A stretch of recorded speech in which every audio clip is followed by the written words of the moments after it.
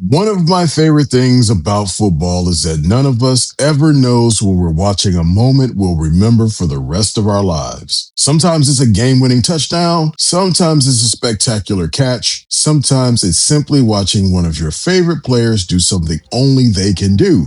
And the funny thing is, we almost never realize we're watching a memory while it's happening. I'm Kenneth Pierce, and welcome to Football's Greatest Bars, the show where we celebrate the places, the people, and the traditions that make football America's greatest community. If you love football, you're home. This week, I found myself thinking about that after hearing the news involving former NFL players connected to the New Orleans Saints and the Tennessee Titans who are now living with ALS. Whenever something like that happens, it reminds us that football careers are temporary. Life is temporary. And that's exactly why the moments we get to share around this game matter so much.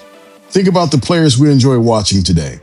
Patrick Mahomes, Josh Allen, Lamar Jackson, Joe Burrow, Justin Jefferson, Jamar Chase, Micah Parsons, TJ Watt, Myles Garrett, Christian McCaffrey, Derrick Henry, George Kittle, Travis Kelce, Sauce Gardner, CJ Stroud, Aiden Hutchinson, these guys, all the big names. Every Sunday, they're giving us moments that someday will become stories. Years from now, we'll say, I remember watching Patrick Mahomes in his prime, or I remember seeing Derrick Henry run through defenses, or I remember watching Lamar Jackson make plays that didn't seem possible. And the next generation will smile the same way we smile when someone talks about Jerry Rice, Walter Payton, Joe Montana, Barry Sanders, Reggie White, Lawrence Taylor, Peyton Manning, Tom Brady. Every era believes it lasts forever. None of them do. That's why I think football deserves to be experienced, not just watched. Because when the games are over, what stays with us usually isn't the box score. It's where we were, who we were with, the conversations before kickoff, the strangers who became friends by halftime, the high fives after a touchdown, the collective silence before a game-winning field goal. Those are the memories that endure. And that's why I believe every football fan needs a football home. Not just a favorite team, a favorite place. A place where football becomes community, a place where Sundays become traditions, a place where generations of fans gather, celebrate, debate, and remember. Because none of us knows how many seasons we'll get. None of us knows how many more times we'll get to watch our favorite players take the field. It's not a reason to be sad. It's a reason to appreciate every kickoff a little more. And I think football is at its very best when we experience those moments together. The older I get, the more I realize that my favorite football memories aren't always the biggest football moments. They're the moments that happened around the game. I remember the conversations more than the statistics. I remember the people more than the score. I remember the atmosphere more than the final standings. And I don't think I'm alone. If I asked you about one of your favorite football memories, there's a good chance you'll start by telling me where you were. Maybe you were in your living room with family. Maybe you were tailgating outside of the stadium. Maybe you were at your neighborhood sports bar.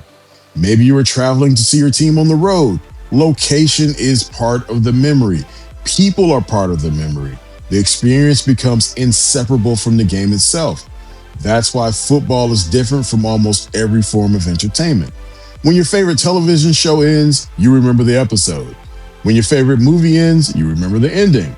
But when football ends, you remember who you experienced it with. That's what makes this game so special. One of the things I hope football's greatest bars becomes is a celebration of those places. Not because they're bars, because they're gathering places. Some are restaurants, some are neighborhood taverns, some are breweries, some are family-friendly sports grills, some are places where you've been sitting at the same seat every Sunday for 15 years. What they all have in common is they're part of people's lives. Think about the traditions that develop. The server who already knows your order, the bartender who remembers your team's schedule, the group of fans who save each other's seats every week, the friendly rivalries between fans wearing different jerseys, the conversations before kickoff, the hugs after a playoff win, even the shared disappointment after a heartbreaking loss. Those moments create something that's hard to describe, a sense of belonging. And belonging is becoming harder to find in many parts of our lives. Football still has the power to create it. That's one of the reasons I believe local football friendly establishments matter so much. They're not just businesses showing games on television, they're helping create traditions. They're giving people a place to gather. They're introducing strangers who became friends. They're creating memories that last for longer than the final score. Years from now, you probably won't remember every completion percentage or rushing total, but you might remember exactly where you were when your team won a division title, or pulled off an unbelievable comeback, or drafted the quarterback who changed the franchise. Those places quietly become part of football history, one Sunday at a time. And I think they deserve to be celebrated just as much as the games themselves. As I kept thinking about this week's news, I realized something. One day, every one of us will watch our favorite player for the last time.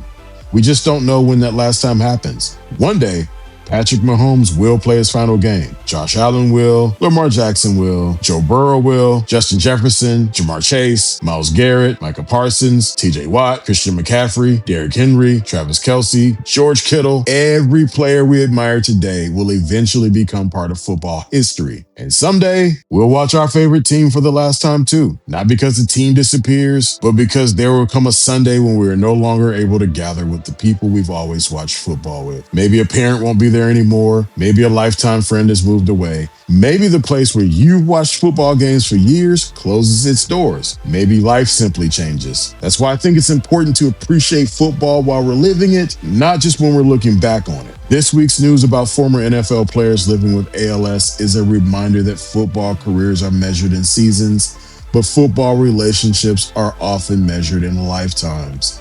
The game eventually ends for everyone.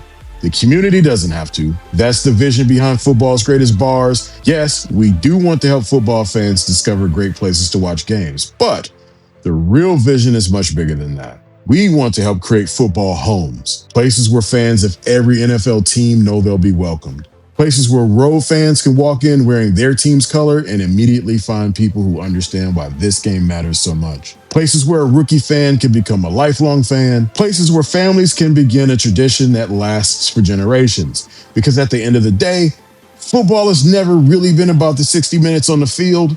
It's about the people who make those 60 minutes meaningful. It's about the conversations before kickoff, the debates during halftime, the celebrations after victories, the comfort we find in familiar places and familiar faces every football season. If football's greatest bars can help even a small number of fans find that kind of community, then I think we're building something worthwhile. And that's where I'd like your help.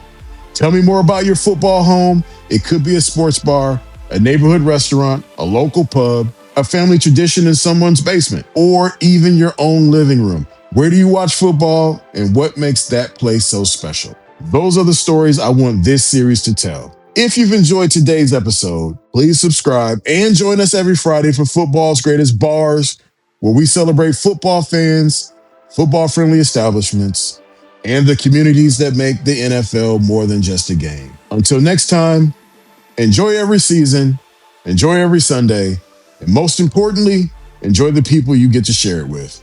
We'll see you next Friday.